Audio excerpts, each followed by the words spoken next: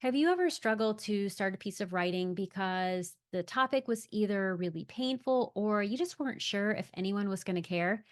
I have met so many writers who have struggled with this exact issue. And this past week, I was one of them.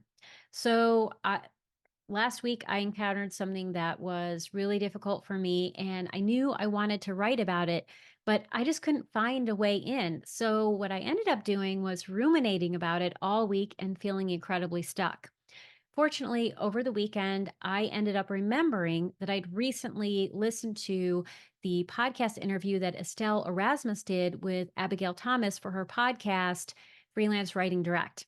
So when I went over my notes for that podcast, I was just struck by one of the things that Abby said. So she says, if you're writing about something that is really difficult and you don't know how to start, look for a side door into the conversation. So she gives this writing prompt to her students all the time. And the prompt is write about a time when you were inappropriately dressed. Now, she gave this to one of her classes, and a student in this class had been wanting to write about her husband's death for years, and she just couldn't figure out how to do it.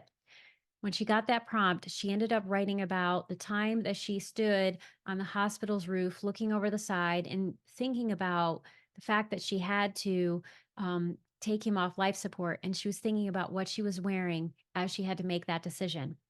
That is an incredibly powerful moment. And what an amazing side door to enter this story. So I ended up taking note of that and then also some of the other prompts that she shared.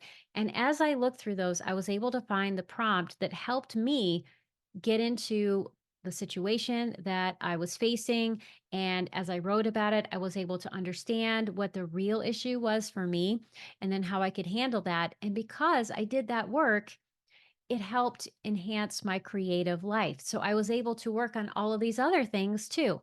So taking a side door into a personal issue with your journal can also benefit other parts of your writing life. Say if you're writing a novel or a memoir or something else.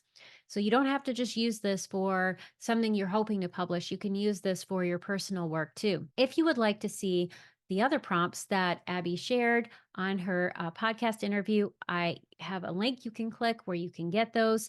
I've also linked the podcast interview itself because it is that good.